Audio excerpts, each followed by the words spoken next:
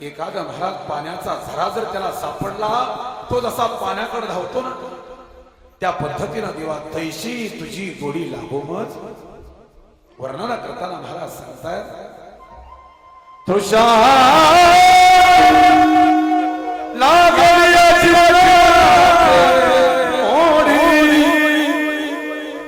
तैसी तुझी गोडी गोडी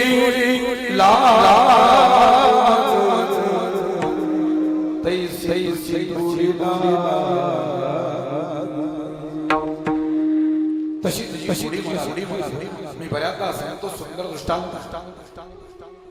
त्या भुंग्याचा त्या कमळावरती किती प्रेम याच्याकरता सुंदर लेख वाचला होता. म्हणे महाराज दुपारी 4 वाजताची वेळ आहे आणि त्या भुंग्याचं आणि मधमाशीच्या दोघांचं भांडण सुरू झालं. मधमाशी सांगते माझं प्रेम त्या कमळावरती जादा आहे आणि भुंगा सांगतोय माझं प्रेम त्या कमळावरती जादा आहे. दोघांचं कडाक्याचं भांडण चालू, एकमेकाचं प्रेम सिद्ध करण्याचा डाव प्रतिडाव एकमेकावरती टाकताय. आणि हे होत असताना शेवटी ठरलं, उद्या सकाळी दिवस उगवण्या अगोदर जो कोणी कमळाच्या जवळ असेल किंवा जो कोणी कमळाच्या लवकर जवळ येईल त्याचं प्रेम जाईल. मधमाशी निघून गेली, पण कमळाला करमेना, त्या भारा भुंग्याला करमेना. भुंगा विचार करतो माझ्या अगोदर जर ती मधमाशी आली तर मी हरणार. त्या मधमाशीवर माघारी आला, पण दिवस मावळताना पुन्हा माघारी आला. त्या कमळाचा एक स्वभाव आहे, नीट ऐका. सूर्य मावळला रे मावळला की कमळाच्या पाकळ्या आकुंचन पावतात. सूर्य ओवळल्याशिवाय पुन्हा कमळाच्या पाकळ्या प्रसरण पावत नाहीत, फुलत नाहीत. सूर्य विकासरी निघे चंद्र कलान गायती कोकिला वसंतेसी.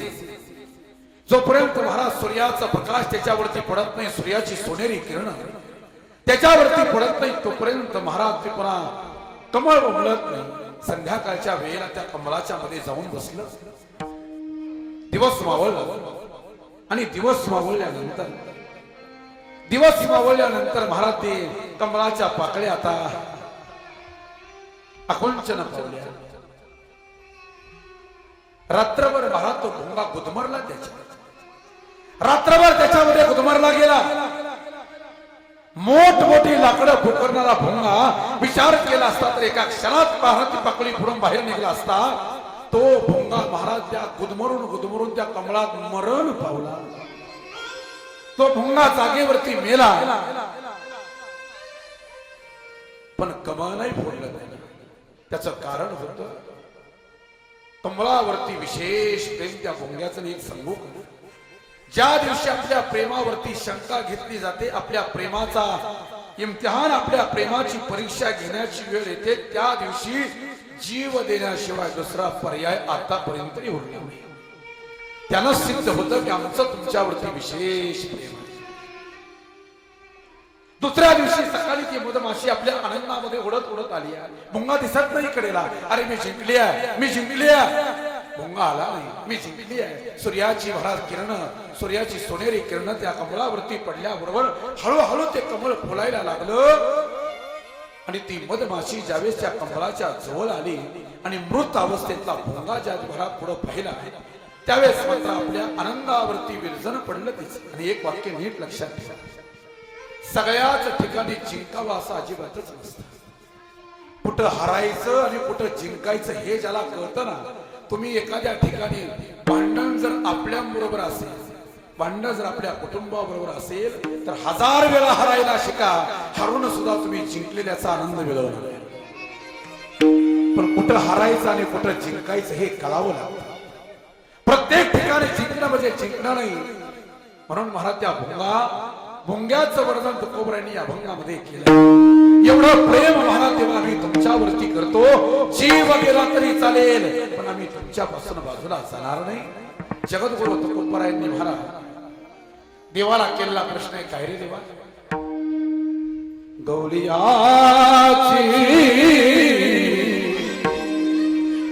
तातापिरे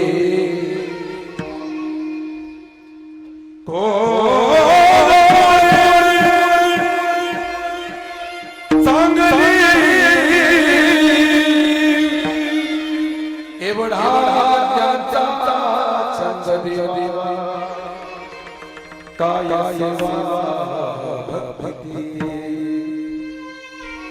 जगत देवाला प्रश्न आहे देवा त्या काय ते गोपाळ काय त्या गवळणी त्यांच्यावर तुम्ही प्रेम करता तुमची तर देवा चॉईस तेच खराब आहे तो कोपर आहे देवा अरे गोपाळ कोण गोपाळ त्यांच्या अंगावरती कपडे कधी नीट घालायला नाही 10 फुटावर जर अशी पोरं चालली तर त्यांच्या अंगाचा कुमट वास येतो तुझा नाकाला शेंबूड आला तर अशी दंडाने ओढणारी पोरं आणि त्यांच्यावरती देवाला जेव्हा पाड प्रेम करावं तोच प्रश्न तुकोबरांनी केलाय काय रे देवा का प्रेम करता तुम्ही त्यांच्यावर जरा प्रसंग नीटच ऐका बरं का हा विषय कुणीच सांगणार नाही मी हजारदा सांगतो लोकांना आज परिस्थिती अशी आहे आम्हाला ऐकायची सवय लागली आहे आम्ही कीर्तनकार मंडळी आता मी माझा सोडून महाराज मी आता वेगळाच आहे बाकीच्याचा विचार माझ्या तरी सध्याच्या काळात मी कुणाचा विचार करत नाही समाजाचा विचार न करणारा निर्दयी कीर्तनकार भाऊ नाही खरंच आहे तुमच्या मनाचा विचार नाही तुम्हाला काय पटतं काय रुचतं काय पचतं तुम्हाला काय पडतं काय पचतं आणि काय रुचतं याच्यापेक्षा माझ्या वारकरी संप्रदायाची परंपरा काय सांगते आहे याचा विचार करून कीर्तन करणारा सर्वसामान्य कीर्तन करेल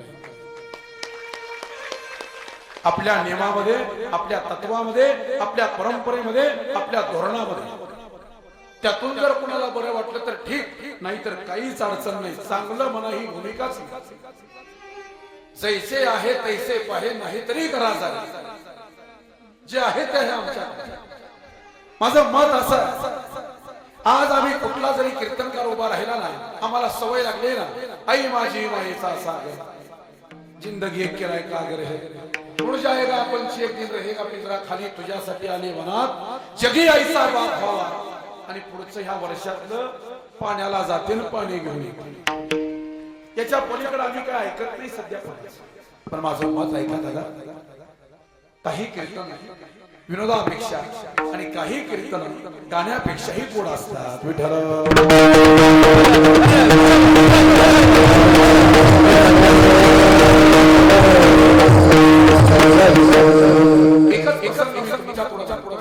आणि आता 9च्या पुढे 1 मिनिट ही जाणार नाही 8:58 म्हणलं तरी संपूर्ण पण 9च्या पुढे 1ही मिनिट जाणार नाही कारण दुसरं कीर्तन झगडेवाडी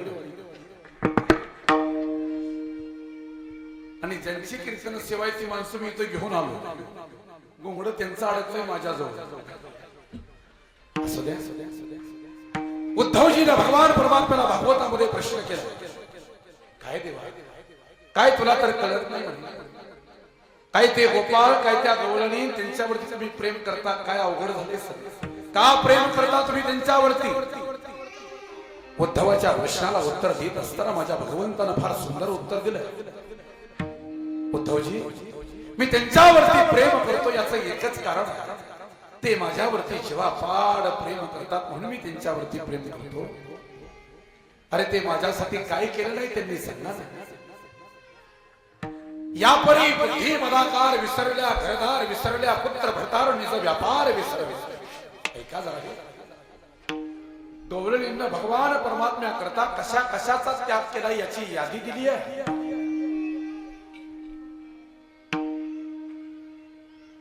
या परी मद मद विसरल्या घर विसरल्या निज व्यापार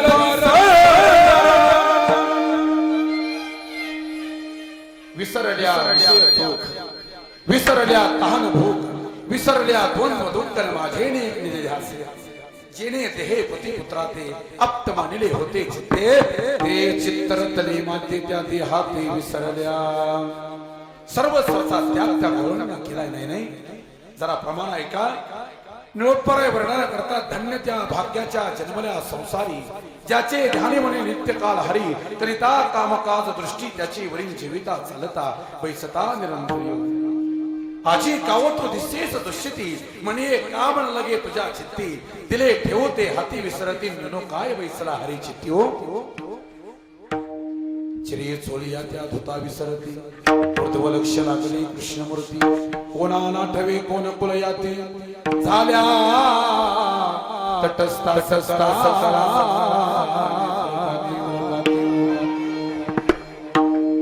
सर्वस्वचा त्याग त्या गोळणीनं केलं माझ्या भगवान परमात्म्या सर्वस्व विसरल्या नीट ऐका जरा एक मुद्दा म्हणतोय मी तुमच्या पुढं सर्वस्व विसरल्या शब्दाचा अर्थ काय विसरले कुळ आपुला आचार पती भावे धीर घर सोयी सांडीला लौकिक लाज भय चिंता रातले अनंता चित्त माझे कुळ आचार पती भावे धीर घर सोयी लौकिक लाज भय चिंता इत्यादीचा त्याग त्या गौरवलीने भगवान परमात्म्या करता केला हे विसरून याच्या पुढचं प्रमाण तुमच्या पाठातलं सांगतो याती कुल माझे केले हार कोणी आणि श्रीरंगा वाचुनी आम्ही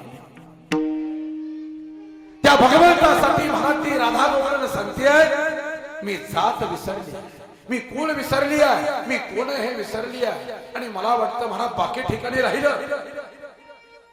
पण या धर्म मंडपामध्ये आल्यानंतर तरी कमीत कमी लोकांना जातीचा विसर पडावा ही माझी विनंती आहे सध्याचा काळ वाईट आहे अवघा महाराष्ट्र आम्ही फिरतोय डोळ्यानं बघतोय आणि आम्ही अनुभवतोय हा जातीवाद भारत बरा नाही असा नव्हता माझा महाराष्ट्र डॉक्टर बाबासाहेब आंबेडकरांची जयंती आम्ही सगळी मिळून करत होतो लोकशाही साहित्य रत्न अण्णाभाऊ साठेंची जयंती आम्ही सगळी मिळून करत होतो पुण्यश्लोक अहिल्यादेवी होळकरांची जयंती आम्ही सगळी मिळून करत होतो राजे छत्रपतींची महाराज जयंती आम्ही सगळे मिळून करत होतो महात्मा फुलेंची महाराज जयंती आम्ही सगळी मिळून करत होतो पण ह्या 4-2 वर्षाच्या काळामध्ये आपापल्या महाराजा सत्तेच्या पोळ्या भाजण्याकरता जिकडे तिकडे महाराज जातीवाद मानला गेला नको त्याला त्याच गोष्टी करायला सुरुवात केल्या आणि या महाराष्ट्राला जातीचं ग्रहण लागलं बरं मी म्हणतो बाकीच्या क्षेत्रामध्ये असू द्या मला बाकीचं दुःख नाही पण वारकरी संप्रदायामध्ये सुद्धा महाराज जातीचं लांछन लागलं याचं भयंकर दुःख वाटतं क्षमा मागून बोलतो जरा जे अनुभवलंय ते बोलतो काही गावामध्ये महाराज काही गावामध्ये सप्ताहाच्या अगोदर 2-2 महिने मिटिंगा झाल्या आणि मिटिंगामध्ये एका मुखात निर्णय झाला आपले आपले बोलवा कीर्तनकार हा जातीचा नसावा कीर्तनकार हा अधिकाराचा असावा या मताचा मी आहे जातीचं काही घेऊन नसतं अरे कोण ब्राह्मण कोण क्षत्रिय कोण शूद्र कोण वैश्य कुठली धर्म व्यवस्था कुठली वर्ण व्यवस्था सांगा ना कुठलीही जाती व्यवस्था एक कलेनं कंठवेची म्हणून येणे आणि निर्माण केली 14ही भुवने अरे एखाद्या देवाला बरं वाटत नाही म्हणून महाराज त्यानं माणूस नावाचा महाराज ही जात तयार केली पण या जातीने इतक्या जाती तयार केल्या ही धर्म व्यवस्था वर्ण व्यवस्था त्याची नाही दिली जर त्याला जर महाराज खरंच वर्ण व्यवस्था करायची असती धर्म व्यवस्था करायची असती ब्राह्मण म्हणून जर जन्माला घालायचा असता त्याला तर मुंडन करून जानवा घालूनच त्याला पाठवलं असतं का बोला ना मुसलमान म्हणून जर जन्माला घालायचं असतं तर सुलता करूनच त्याला खाली पाठवलं असतं पण तसं नाही हो हे तसं नाहीये पहाटेच्या 2 वाजल्यापासून आम्ही आंघोळ करून दररोज वाचतो याता याती धर्म नाही विष्णुदासा आणि निर्णय ऐसा वेदशास्त्री नुसतं वाचून चालणार नाही का नीट ऐका मी अजून माफी मागून बोलतोय हा वारकरी संप्रदाय हा वारकरी संप्रदाय माझा वारकरी संप्रदाय असा संप्रदाय 18 पगड जाती एकत्र करून एकाच ताटामध्ये जेवायला लावणारा या जगाच्या पाठीवरचा सर्वात श्रीमंत संप्रदाय म्हणजे वारकरी संप्रदाय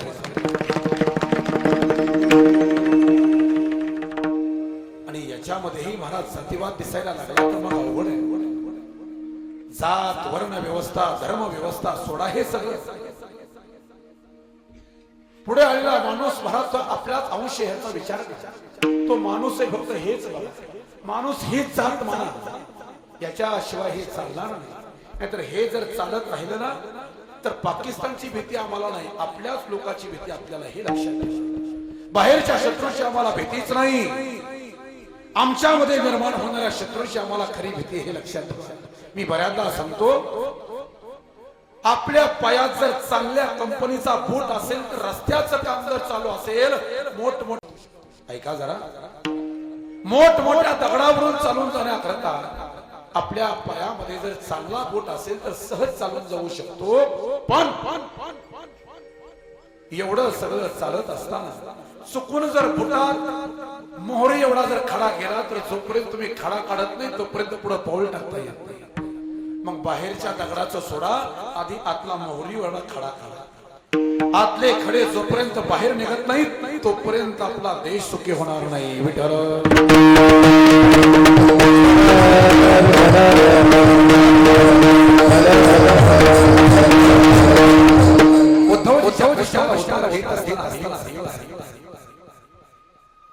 उद्धवजी मी त्यांच्यावरती प्रेम करतो याच्याशी असंच प्रेम करत नाही. एको कमी त्यांच्यावरती मी प्रेम करतो ते असंच नाही हो. ते माझ्यावरती जेव्हा पाड प्रेम करतात सर्वस्वाचा त्याग माझ्या करता केलाय त्यांनी. अरे मी जर वृंदावनामध्ये वेणू वाजवायला लागलो ना माझा जर वेणू वृंदावनात वाजायला लागला ना तर वेड्या पिशा होता तो त्या गवळणी. तो वेणू जर वाजायला लागला तर त्याचं वर्णन करताना महाराज सांगतात बाजे रे मुरली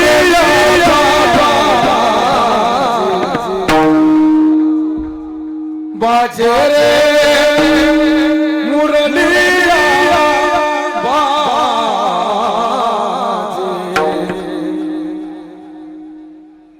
अजा भगवंताचा वेणू वृंदावनामध्ये वाजायला लागला. त्या गवळणी सर्वस्व विसरत होत्या भगवंताच्या वेणूसाठी. एवढं प्रेम त्या देवावरती करावं त्यांनी. भगवंताचा वेणू जर कानावरती आला ना तळमळीत होऊन व्याकुळ होऊन त्या गवळणी महाराज तिकडे पळत होत्या. नाही वर्णन करताना महाराज सांगतायत तुझ्या मुरलीचा अकल्पित पडली का विवळ झाले अंतकरणी मी घर धरला विसरले आहार सावलिया कशी वाजवली मुरली. त्या भगवंताचा वेणू जर कानावरती पडला तर वेड्या पिशा होणाऱ्या गवळणी भगवंतासाठी सर्वस्व विसरत होत्या. नाही भरला ओलांडुनी रीता करी घट आणि मीस पाडियाची गोविंदाची चट चाले झडझडा वसंतुनी वाटण पाहे पाळतोनी उभा तोची नीटो. माझ्या भगवंतासाठी वेड्या होणाऱ्या गवळणी त्याचं वर्णन करताना फार सुंदर वर्णन केलंय महाराज. मधु मधुर सावळा नंदनू नंदाचा मधु मधुर त्या भगवंताचा मधुर विनू त्या वृंदावनामध्ये वाजायला लागला रे लागला की विड्या पिशा गवळणी होत आहेत. ते माझ्यावरती जेव्हा पाड प्रेम करतात म्हणून मी त्यांच्यावरती जेव्हा पाड प्रेम करतो. उद्धवजीच्या प्रश्नाला उत्तर देत असताना महाराज देवानं सांगावं आता विषय सुरू झाला. ऐका उद्धवजीच्या प्रश्नाला उत्तर देत असताना देव सांगतायत उद्धवजी ऐका मज गोपिकाची कोण गोडी त्यांच्या प्रेमाची जाती चोखडी म्हणून मज त्यांची आवडी अति गाडी उद्धवा. अरे कोपच्या काय सुंदर होती तिच्या प्रेमाची मजा अति प्रीती राधा प्रार्थी वना प्रतीने काय विषय सकता लागोनी. ऐका विषय आता देवानं उद्धवजीला आता प्रश्न केला. उद्धवजी सांगा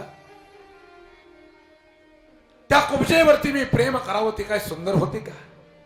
अरे तुका म्हणे कुब्जा दासीन रूप रासी हिन कला जिला रूपाचा कसलाच पत्ता नाही ती कुब्जा तरी सुद्धा देवानं तिच्यावरती जेव्हा पाड प्रेम करावं. पुढे ऐका राधेनं मला मनात बोलवावं आणि राधेच्या पाठीमाग मी पळावं. मग राधेच्या पाठीमाग मी पळायला मी काय विषयासक्त होतो का विषय भोगी होतो बोला ना. जरा सर्वांगाची कान करून ऐका हा विषय.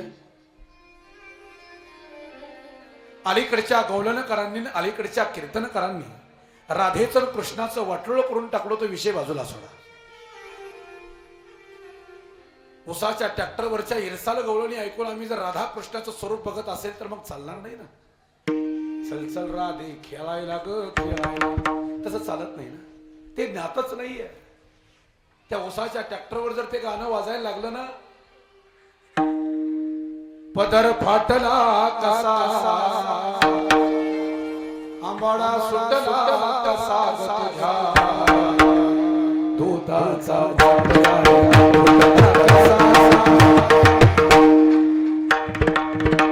हिथले नेट लागल तुम्हाला.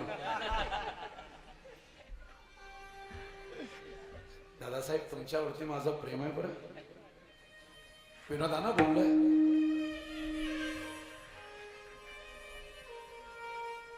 आम्ही महाराज राधेकडे आणि कृष्णाकडे कोणत्या भावनेनं बघतोय याच्यावरती अवलंबून. राधेनं देवावरती प्रेम केलंच यात काही नवल नाही, पण राधेच्या प्रेमाची उंची जरा नीट ऐका. राधेचं देवावरती निखळ प्रेम आहे, निस्वार्थी प्रेम आहे, निस्सीम प्रेम आहे. करते राधा प्रेम, नाही नाही असं नाही. राधेच्या प्रेमाची उंची सांगत असताना एक सुंदर विषय सांगतो मी. कुंजवनामध्ये बसल्यानंतर राधेचा हात महाराज माझ्या भगवंतानं हातात घेतला आणि राधेच्या बोटाला झालेली जखम पाहिली आणि कुतूहलानं देवानं प्रश्न केला, राधा ही जखम कसली ग?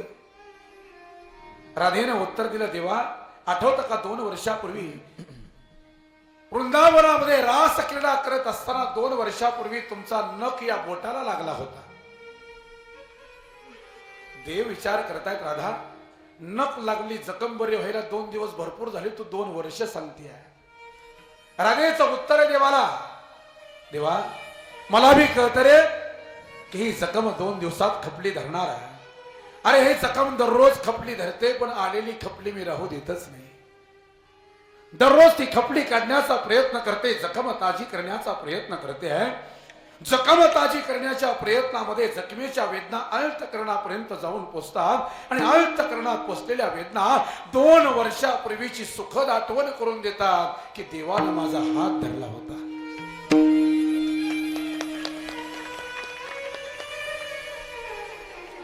आता कुठं त्या राधेच्या प्रेमाची उंची आणि कुठं आपला व्हॅलेंटाईन डे.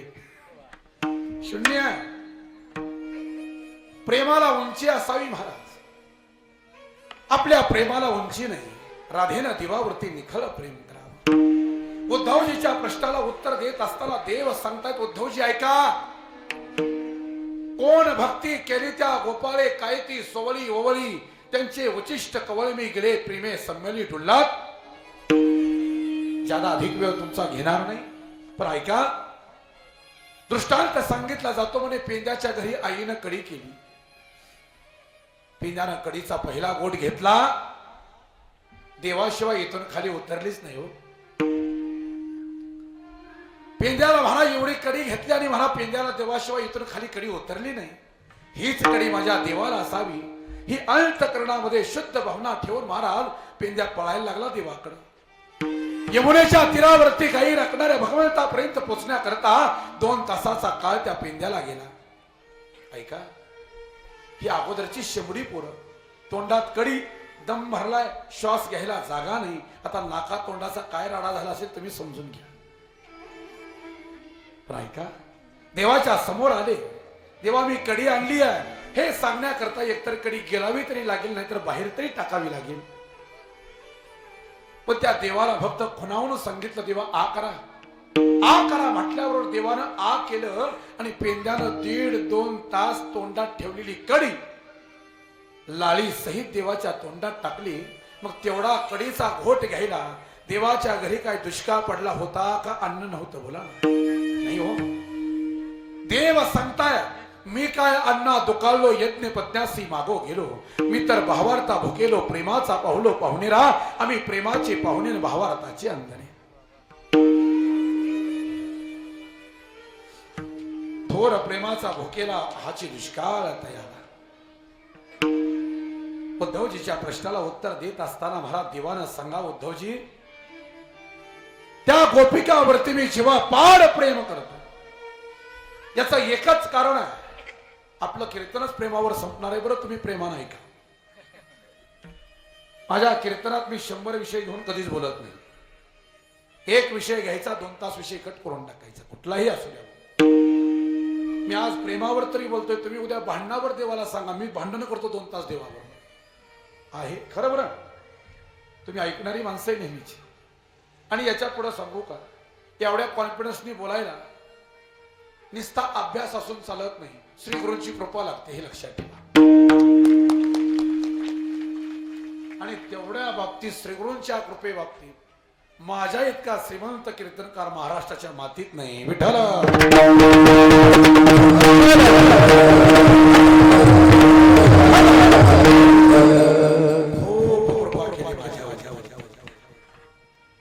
हे कृपेचाच आशीर्वाद आहे. नाहीतर राम महाराज अभंग काय कीर्तन करण्याच्या पात्रतेचा नाही. मी लायकी मी म्हणलो असतो, पण जरा शब्द खाली गेला असता म्हणून पात्रता म्हणलो. तेवढी पात्रता माझी नाही, ही कृपा आहे. चला जाऊ द्या. उद्धवजीच्या प्रश्नाला उत्तर देत असताना देव सांगतात, ऐका, पांडवाच्या बाचे काय घेणे लागे, त्याची बेवटी सोशी अंगे, सुदामाच्या पाया लागे काय पांगे पांगे. अरे पांडवाच्या बापाचं मी काय घेतलं होतं, त्यांचं प्रत्येक संकट मी निवारण केलं. याचं एकच कारण आहे, पांडवांचं माझ्यावरती असलेलं नितांत प्रेम. अरे अखंड वनवासी असताना सुद्धा माझं नामस्मरण ते कधी चुकले नाही. अखंड वनवासामध्ये राहताना सुद्धा माझ्यावरती प्रेमच केलंय त्यांनी. ऐका, असं कोणतं पुण्य त्या सुदामानं केलं होतं की सुदामाचा महाराज पाय माझ्या भगवंतानं हातात धरावा, असं कोणतं पुण्य सुदामानं केलंय. सुदामाचा दृष्टांताला मी जास्त वेळ घालवत नाही, पण ऐका जरा. 18 विश्व दारिद्र्य ज्याच्या घरी आहे. एके काळामध्ये महाराज संदीपन ऋषीकडे दोघंही एकाच गुरुकुलामध्ये शिकलेले, एका बाजूला सुदामा, एका बाजूला कृष्ण परमात्मा. 3-3 दिवस ज्याच्या घरामध्ये चूल पेटत नाही, एका बाजूला तो सुदामा आहे आणि मथुरेचा राजा झालेला एक कृष्ण आहे. दोघेही मित्र आहेत. अंगावरचं धोतर फाटलंय, 4-2 गाठी आहेत महाराज त्या धोतराला. पत्नीच्या अंगावर साडी चांगली नाही, चेहऱ्यावरती आता तेज राहिलं नाही. लेकरं 3-3 दिवस रडत नाहीत, कारण पोटात रडणे इतकी ताकदच नाही, आवाज बाहेर पडत नाही.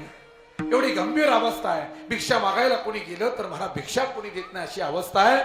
शेवटी नाईलाज झाला आणि महाराज स्वतःच्या पत्नीनं सांगा, हो दिवस येतात प्रत्येकाच्या जीवनामध्ये, दिवस खराब येतात, चांगले येतात, पण इतके खराब येतात. 4-4 दिवस आपल्या घरातली चूल पेटत नाही. या लेकरांकडे बघितल्यानंतर या लेकराचे आईबाप झाल्याची लाज वाटते हो मला. एक वेळचं जेवण या लेकरांना जर मी देऊ शकत नाही, ती लेकरं केविलवाण्या चेहऱ्यानं माझ्याकडे बघतात, मला आईबाप झाल्याची लाज वाटते हो. एक काम करा, आता नाईलाज आहे. स्वाभिमानी तुम्ही आहात हे मला माहित आहे, पण स्वाभिमान हे फ्लेक्झिबल असावा, वेळेनुसार निर्णय घेता आले पाहिजेत. एक काम करा, संदीप आणि ऋषीच्या आश्रमामध्ये तुमचा एक मित्र होता कृष्ण नावाचा, आज मथुरेचा राजा झाला. जा त्याच्याकडे आणि काहीतरी घेऊन यावं. आता नाही सण होते गरिबीचं दुःख. आता महाराज सुदामा कुठं आणि कृष्ण परमात्मा कुठं. कहा राजा भोजन कहा गुंगुतीने. पण एक वाक्य सांगू का, मैत्री जीवनात श्रीमंत मित्रानं महाराज आपल्या संपत्तीचा माज करू नये आणि गरीब महाराज गरीब असणाऱ्या मित्रांना आपल्या गरिबीला लाजू नये. श्रीमंतीचा आणि गरिबीचा समन्वय ज्याला साधता आला ना, तो खरी मैत्री असते महाराज, लक्षात ठेवा. मी एक पुढे सांगेन तुम्हाला अजून. मैत्री मैत्री मैत्री महाराज मित्रत्वामध्ये एवढं मला वाटतं ऍक्सिडेंट झाला आणि ऍक्सिडेंट झाल्यानंतर मूर्ख असणारे सगळे मित्र, ज्याला आमच्या घरादारानं मूर्ख ठरवलं होतं ना, ती मूर्ख असणारे सगळे मित्र त्या दवाखान्याच्या हॉलमध्ये रात्रभर बसले आणि शहाणी आणि महाराज समजूतदार पाहुणे मंडळी 8 दिवसानंतर महाराज आम्हाला ज्यावेळी डिस्चार्ज दिला त्यावेळेस घरी चहा प्यायला आले. मी काय सांगितलं नीट ऐका. मूर्ख असणारे मित्र आमचे महाराज दवाखान्यात थांबले. महाराज माझं एकच मत आहे,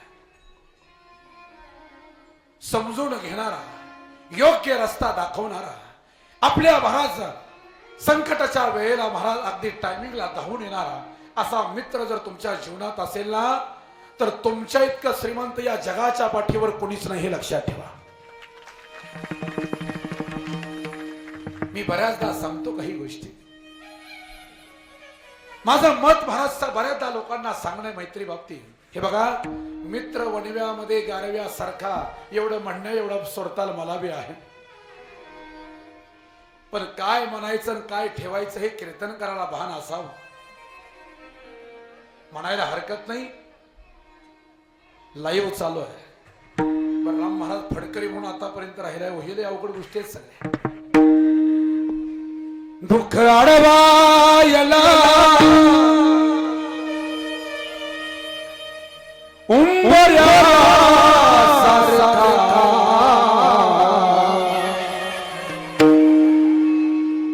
दुःख अडवायला उंबऱ्या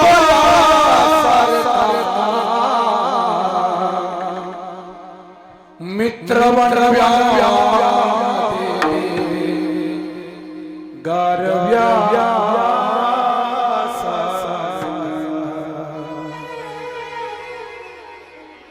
या जगाच्या सगळ्यात श्रेष्ठ कोणी असेल तर तो मित्र, हे लक्षात ठेवा.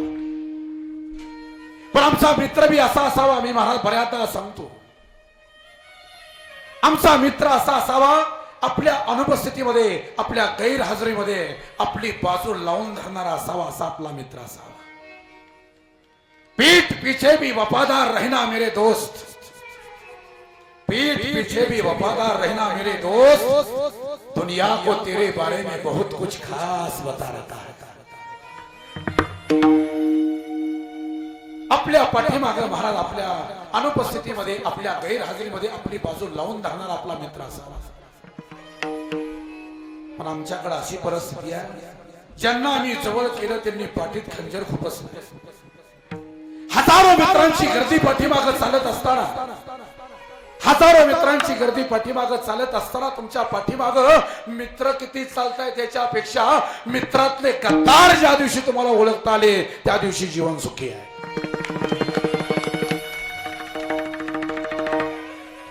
तुमच्या लक्षात नाही येणार. मला मित्र असावा, असावा मित्र 100% असावा, पण कवी कलशासारखा असावा. मित्र कवी कलशासारखा असावा. मृत्यूच्या दाढेत जरी गेला तरी शेवटच्या श्वासापर्यंत साथ देणारा असावा.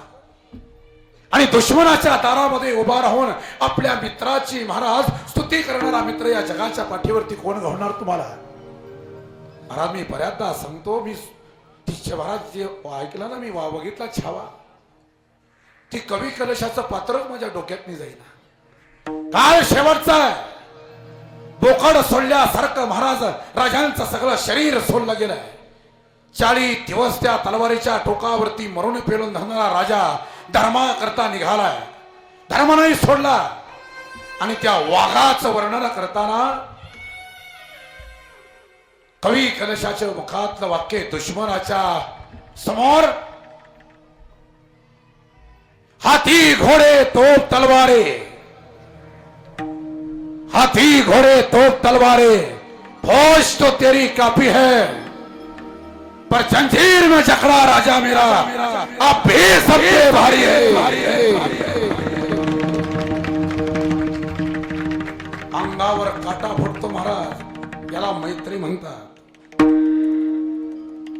वेळ आली की पळून जाणारी माणसं तुम्हाला या जगाच्या पाठीवरती भरपूर भेटतील, पण शेवटच्या श्वासापर्यंत मृत्यूच्या दाढेला जरी गेलं तरी माघारी न फिरणारा मित्र आयुष्यामध्ये मिळण्याकरता खूप भाग्य असावं लागतं. म्हणून मी सांगितलं, असा एखादा जर मित्र तुमच्या जवळ असेल ना, तर तुमच्या इतकं भाग्यवान या जगाच्या पाठीवर कोणीच नाही. 2 मित्र जीवनामध्ये असलेच पाहिजे. एक कर्णासारखा असावा आणि एक कृष्णासारखा असावा. का चुकीच्या वाटेनं जर चालला किंवा एखादी वाट चुकलीस महाराज सन्मार्गाला लावण्याकरता योग्य मार्ग सांगण्याकरता कृष्णासारखा एक मित्र असावा आणि कर्णासारखा एक मित्र असावा. कसा तुम्ही चुकीचा आहे, तुम्ही चुकीचं हे माहित आहे, तुम्ही चुकीच्या बाजूने चालला हेही त्याला माहित आहे, पण तरी सुद्धा शेवटच्या श्वासापर्यंत तुम्ही चुकीचं हे माहित असून सुद्धा तुमच्या बाजूने लढणारा कर्णासारखा एक तरी मित्र असावा. असला पाहिजे, असला पाहिजे मित्र. म्हणून माझ्या कृष्ण परमात्म्याकडे आता सुदामदेव निघाले. मोठ्या माणसाकडे जाताना मोकळ्या हाताने जाऊ नये. मुठभर पोहे आपल्या धोत्राच्या गाठीमध्ये बांधल्याने निघाले. जानवा गळ्यामध्ये वाढलेली महाराज शेंडी आहे, वाढलेली दाढी आहे, निस्ते झालेला चेहरा, अनवाडी पायानं गुडगाभर धोतर, त्या धोत्राला महाराज 7-8 गाठी तसेच निघाले. धर्मजल करत महाराज त्या मथुरेच्या भगवंताच्या राजाच्या वाड्यासमोर येऊन उभा राहिले. द्वारपाल उभे आहेत, परत निघाले. आता देव भेटणार आहे. त्या द्वारपालांनी अडवलं ना. कुठे निघाला रे? त्या सुदामानं सांगितलं, हे बघा दादा, तो उंच सिंहासनावरती बसलेला जो कृष्ण आहे ना, तो माझा लहानपणीचा मित्र. मी त्याच्याकडे आलो. आता मित्र म्हणल्यानंतर काहीतरी थोडं साधर्म्य लागतं की. सोन्याच्या सिंहासनावरती बसलेल्या कृष्ण परमात्म्याकडे त्या द्वारपालानं पाहिलं आणि एकदा याच्याकडे पाहिलं. एकदा याच्याकडे पाहिल्यानंतर अनवाणी पायानं आलेला गामागुम झालेला चेहरा, फाटलेला धोतर, अंगावरती काही नव्हतं दुसरं. त्या सुदामाकडे महाराज नकापासून ते अगदी डोक्याच्या शेंडीपर्यंत पाहिलं. त्याला 2 पावलं मागं सरला. सर माग, चल चल, अशी दररोज लय येतात, चल माग. आपल्या गरिबीची थट्टा उडते आहे, आपल्या गरिबीची थट्टा उडते हे लक्षात येत आहे. गरीब महाराज, गरिबी ही बेबस आहे, मजबूर आहे, नाईलाज आहे. हात जोडून तो पुढे आला पुन्हा एकदा. हे बघा, नसेल तुम्हाला मला जाऊ द्यायचं हरकत नाही, नसेल जाऊ द्यायचं काय हरकत नाही, पण माझा एक निरोप फक्त माझ्या भगवान परमात्म्याला सांगा की तुमचा मित्र सुदामा आलाय म्हणावं. अरे द्वारपाल कन्हैया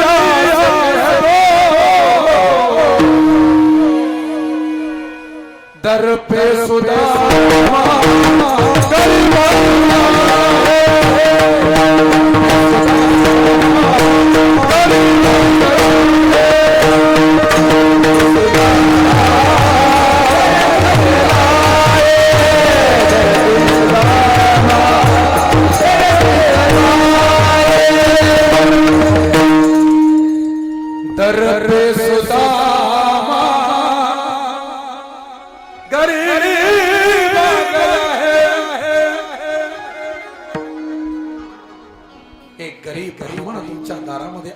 सांगा बरं.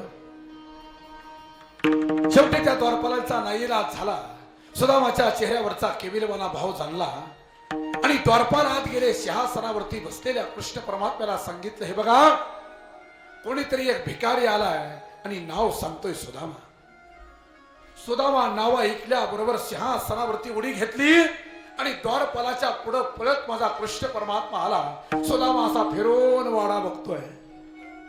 माझ्या अखिल लोकड ब्रह्मांड नायकांना यावं आणि कडकडून मिठी मारली आणि असा उचलला आणि 2 वेळा फिरवला. कावरा बावरा झाला सुदामा. कोणी कोण आहे? माझ्या भगवंतानं मला गळा भेट घेतली आणि भगवंताच्या डोळ्यातलं पाणी सुदामाच्या खांद्यावरती पडायला लागलं.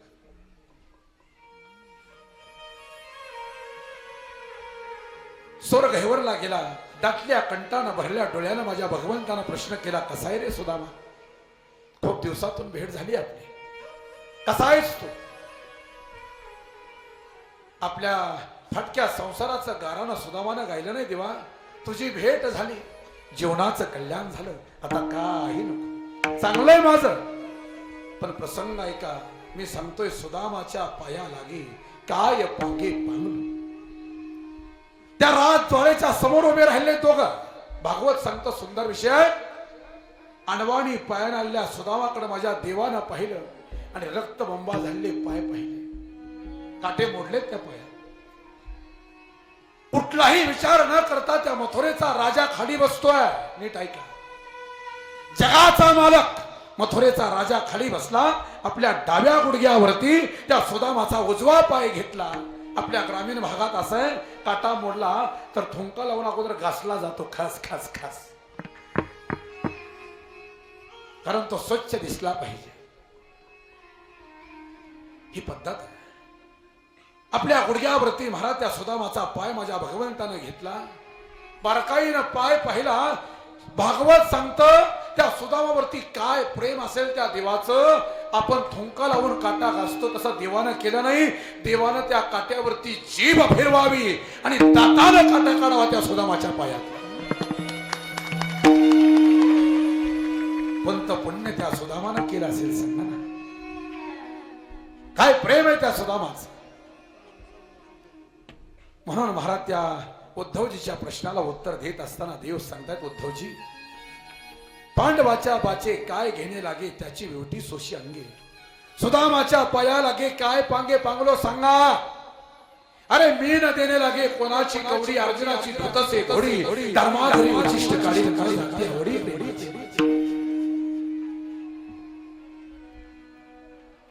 मला काय कोणाचं 1 रुपया देणं नाही. मी न देणे लागे कोणाची कवडी, कुणाचं मला देणं नाही.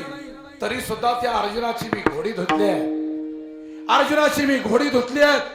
धर्माच्या घरचं उचिष्ट सगळं मी उचललंय. याचं एकच कारण आहे, त्याचं नाव प्रेम प्रीतीचे बांधले ते न सुटे काही काही काही. एवढं प्रेम मी त्यांच्यावरती करतो याचं एकच कारण आहे, ते माझ्यावरती जीवापाड प्रेम करतात. किती प्रेम करतात याचं वर्णन करताना एकच प्रसंग सांगेन. मथुरेहून अक्रूराचा रथ महाराज भल्या पहाटे सजून आला गोकुळामध्ये. भल्या पहाटे उठल्या कावऱ्या बावऱ्या झाल्या त्या गवळणी. काय भानगडे आज रथ आलाय, काय झालंय. यशोदा मातेकडे पळतच गेल्या. माता काय हो, काय झालं. रथ का दारामध्ये आलाय. ज्या गारानं सांगायला जात होत्या त्या आज विचारपूस करायला गेले. यशोदा मातेच्या डोळ्यात टचकन पाणी उभा राहिलं. भरल्या डोळ्यानं सदगदित कंठानं माझ्या यशोदा मातेनं त्या गवळणींना सांगायला सुरुवात केली. ऐका, गवळण म्हणती यशोदेला कोठे गे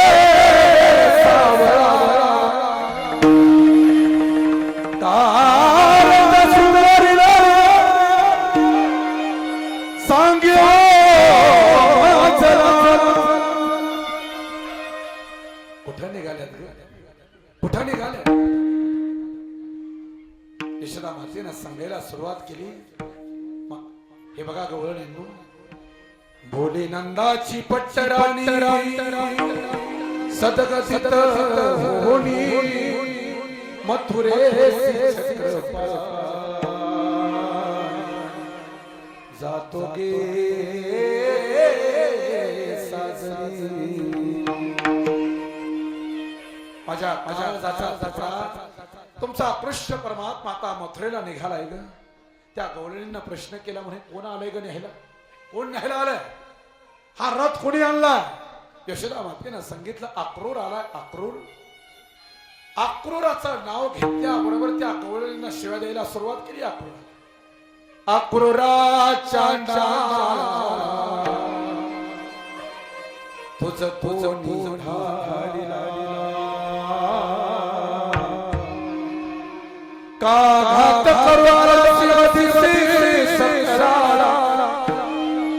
अक्रूर तुझे नाम तैसे तुझी ना करणे. अरे अक्रूर म्हणून घेतोस आणि क्रूरासारखं कार्य करतोस का. आमचा भगवान परमात्मा न्यायला लागला रे. विषय वाढवत बसत नाही, मूळ मुद्द्यावरती येतो. माझा भगवान परमात्मा आता मथुरेला निघण्याकरता अक्रूराच्या रथामध्ये बसला. देव त्यांच्यावरती का प्रेम करतो हे तुमच्या पुढे मांडलंय. रथामध्ये नाईलाजानं माझा भगवान परमात्मा बसला आणि मथुरेला निघाला. त्या गवळणींची अवस्था आम्ही लहान असताना रासकर म्हणून आमच्याकडे एक म्हातारा होता, सुंदर वाहन सोडोनिया गोपीला देव मथुरेला सुंदर सुंदर गायचं. आता भगवान परमात्मा मथुरेला निघाला, रथामध्ये बसला. त्या गवळणी वेड्या पिशा झाल्या, सर्वस्व चाललं गोकुळातून. आता आम्ही जगून काय करावं, काय करावं हा प्रश्न पडला. म्हणून सगळ्या गवळणी त्या रथाच्या पुढे येतात. प्रसंग असा आला, रथी चढले वनमाळी आकांत गोकुळे, भूमी पडल्या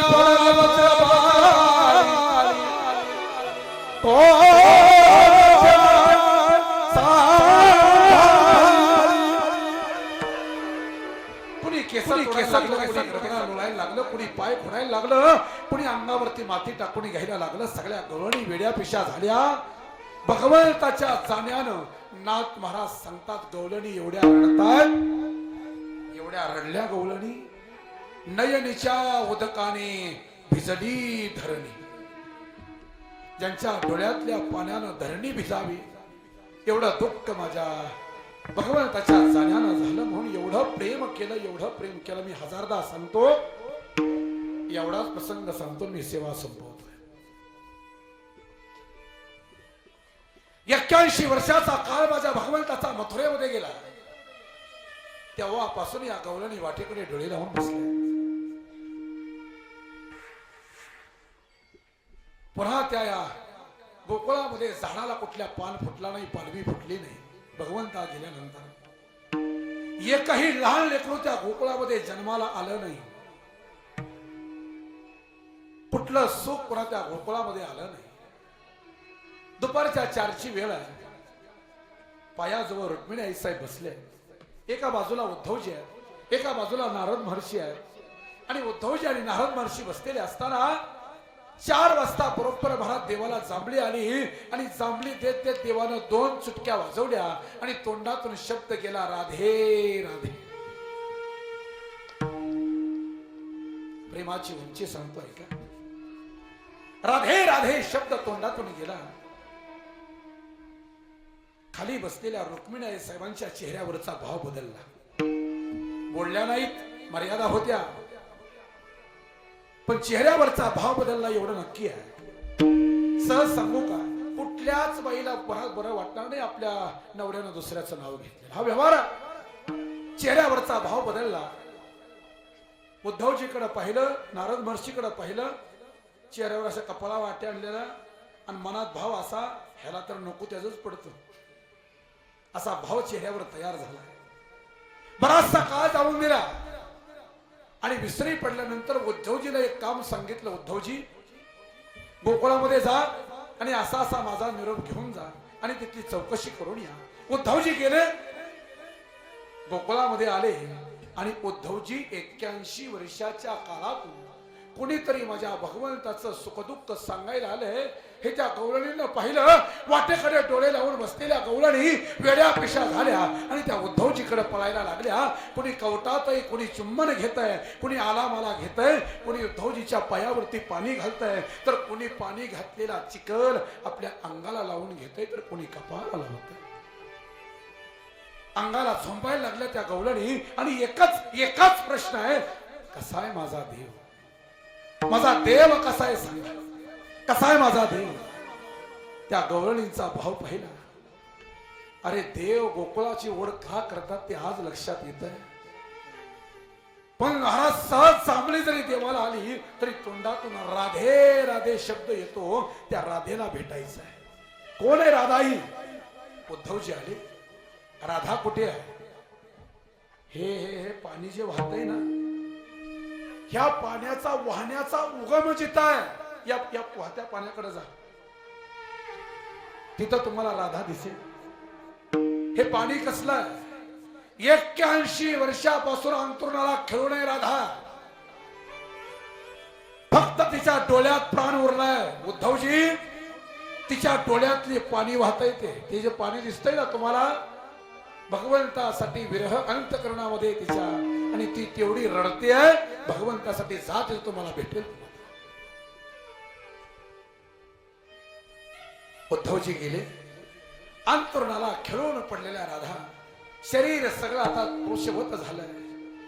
कातळ भरा सगळं शरीरावरचं लोंबतय, हाडांचा सापळा राहिला, चेहरा निस्तेज झाला, केस सगळे पिकले, उठता बसता येत नाही, फक्त डोळ्यात प्राण उरलाय.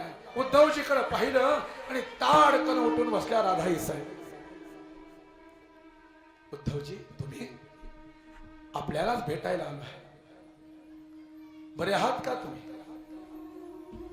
राधेनं उत्तर दिलं, देव आठवण काढतात का माझी?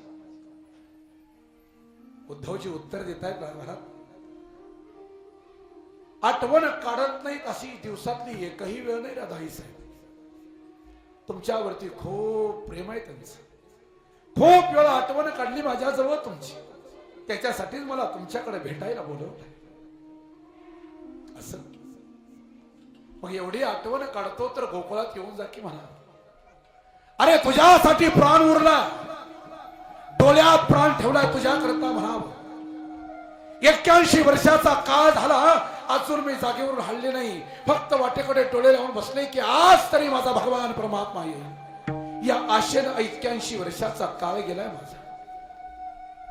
सांग म्हणावं, तुझ्या प्रेमामध्ये वेडी असलेली राधा संपूर्ण आयुष्याचा त्याग करून, सगळ्या संसाराचा त्याग करून जगाच्या विरोधात उभा राहिले म्हणावं. जग आता तिचा स्वीकार करत नाही. या जगाच्या विरोधात गेले म्हणून माझ्या विरोधात जग गेलाय, आणि ज्याच्यावरती मी जीवापाड प्रेम केलंय तोही मला सोडून गेलाय. आता कैसी जाऊ घरा नव्हे बरा लौकी. काय करू मी सांग ना. उद्धवजी राधाई साहेबाचं दर्शन त्या उद्धवजीनं घेतलं आणि हात जोडतायत, मी निघालोय, काही निरोप सांगायचाय का तुमचा? राधेनं सांगितलं, निरोप एकच सांगा. वाट बघते म्हणावं तुमची राधा, जास्त दिवस जगल असं वाटत नाही. आता आयुष्य आता कळसाला आलं, शरीर आता साथ देत नाही म्हणावं, फक्त एकदा तुला बघण्याची इच्छा आहे म्हणा. त्या वृंदावनामध्ये वाजलेला वेणू पुन्हा एकदा ऐकण्याची इच्छा आहे. कुलजीवनामध्ये केलेली रास क्रीडा करण्याची पुन्हा एकदा मरायच्या अगोदर इच्छा आहे.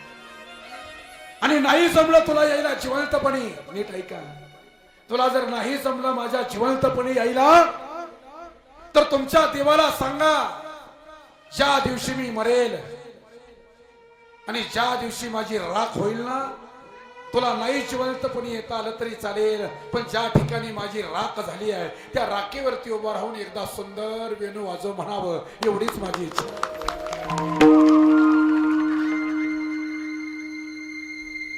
उद्धवजीच्या डोळ्यातलं पाणी थांबेना. डोळ्यातलं पाणी आता उद्धवजीच्या थांबायला तयार नाही.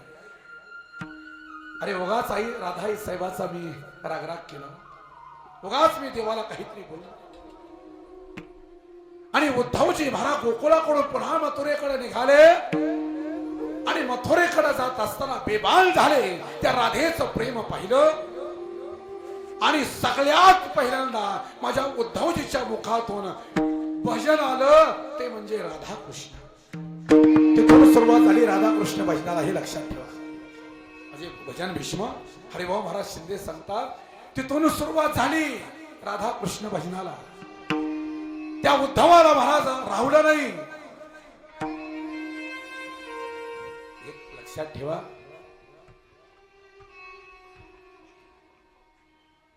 हर प्यार का रास्ता, हर प्यार का रास्ता अगर शादी होती, हर प्यार का रास्ता अगर शादी होती, तो आज राधा की जगह, रुक्मिणी की जगह राधा होती.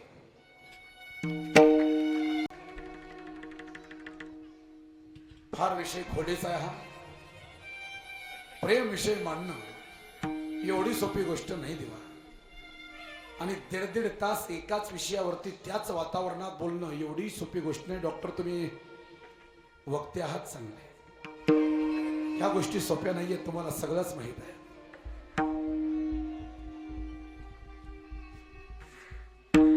सुरुवातीच्या पहिल्या मिनिटामध्ये निर्माण झाला महाराज श्रोत्याच्या अंतकरणातला भाव शेवटच्या मिनिटापर्यंत तोच भाव टिकवून ठेवायला खूप काही लागतं.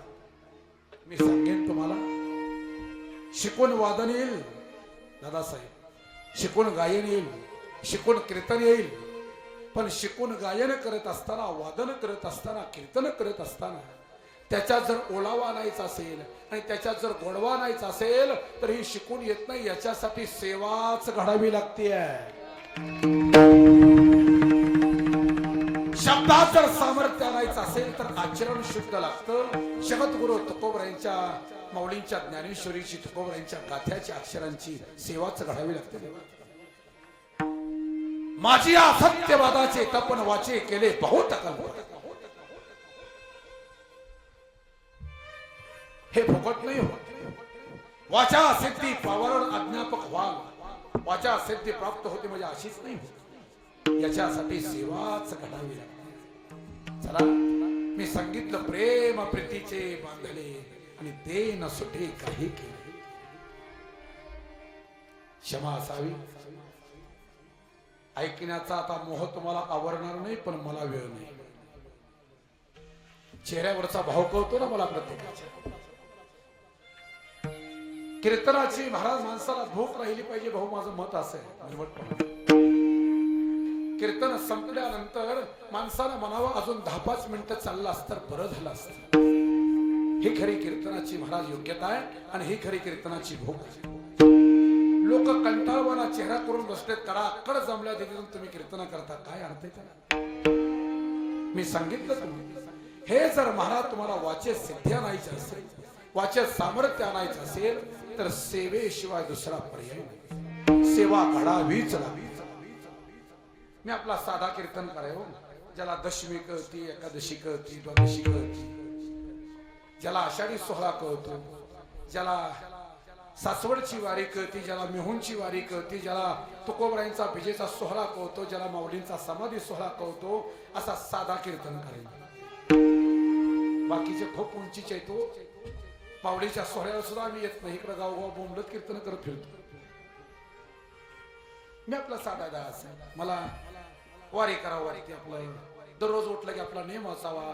नाट, तीर्थवळी, पत्रिका, समाधी, बाळक्रीडा, चिरंजीवपद, हरिपाठ, काकडा, हे असलं करणारी माणसं लय साधी येतो. त्यामुळे साध्या माणसाला कोण समजून घेत? मी काय म्हणतोय का, वारकऱ्याचा नियम तरी कमीत कमी कीर्तनकारानं करावा, मग बाकीचा विषय सोडून द्या. नाही आम्हाला जमत देवा, जास्त वेळ मी तुमचा घेत नाही. कुणाला वाईट म्हणण्याचा माझा हेतू नाही, पण चुकीच्या चाललेल्या गोष्टी बाबतीत माझी तळमळ आहे. मी व्याकुळ होतो या गोष्टी बाबतीत. वारकरी संप्रदायावरती होणारे जे आघात आहेत ना सध्याच्या काळात, एक चूक करायचा आणि 1000 वारकऱ्यांची आबरू द्यायची. तर सांगा मला, नावं येतात ती वारकऱ्यांची येतात का कीर्तनकारांची येतात? मग तुम्ही कीर्तनकार मंडळी वारकऱ्याची का घालवता रे? तुम्हाला जर वाटत असेल वारकरी हलका आणि कीर्तनकार मोठा आहे, तर असं नाही. वारकरी संप्रदाय हा कीर्तनकारामुळे, गायकामुळे, वादकामुळे नाही, या सर्वसामान्य वारकऱ्यामुळे टिकला, हे विसरू नका. ही सर्वसामान्य दिसणारे सामान्य वारकऱ्याच्या जीवावरती वारकरी संप्रदाय उभा आहे. आमच्या सारख्या बाजार बसव्या कीर्तनकारामुळे नाही. आमचं काय हो, हे गाव की ते गाव नाही राव. पुढे 500 रुपयासाठी 25 किलोमीटर गाडी माघारी आणणारे कीर्तन करत माझ्याकडे. बोला, हे बोलायचं नसतं. हे बघा, व्यवहार सगळ्यालाच कळतो, पण व्यवहाराच्या मापानं व्यवहार असतो. आणि मला वाटतं कीर्तनकारापेक्षा तुम्हाला चांगला व्यवहार कळतो, तुम्ही त्यांना ज्ञान पाजवू नका. असू द्या, बोलायला लागले तुम्ही जास्त बोलतो. संकल्पित वेळेमध्ये कीर्तन सेवा करण्याचा प्रयत्न केलेला आहे. झालेली सेवा भगवंताच्या चरणी अर्पण करून सेवेला स्वल्पवीर विठोबा